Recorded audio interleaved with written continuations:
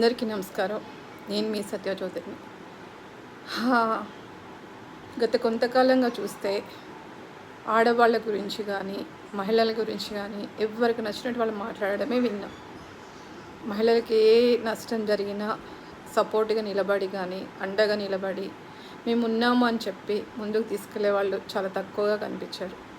ముఖ్యంగా మన తెలంగాణ రాష్ట్రంలో చూసుకున్నట్టయితే ఈరోజు మార్నింగ్ జరిగినటువంటి ఒక క్రైము, జీడిమెట్లలో జరిగినటువంటి ఈరోజు ఆ క్రైమ్ ఏంటంటే ఎంత భయంకరంగా ఉందంటే, ఈరోజు మన సమాజం కానీ మనకున్నటువంటి విలువలు కానీ ఏవి కూడా తుడిచిపెట్టుకుపోయే విధంగా ఉంది.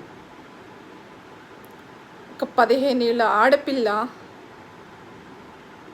క్షణికావేశంలో తీసుకున్న నిర్ణయము ఒక ఆడపిల్ల తల్లిని పోగొట్టుకుంది, ఒక తల్లి కొడుకుని పోగొట్టుకుంది.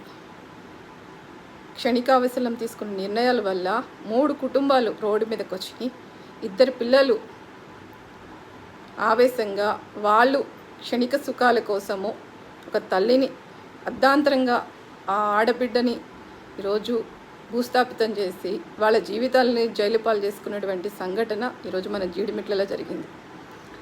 దీని గురించి ఎంతమంది మాట్లాడారో, ఎంతమంది ముందుకు వచ్చారు, ఎంతమంది ఆ అమ్మకు అండగా నిలబడ్డారో మీరు ఒక్కసారి గమనించుకోండి.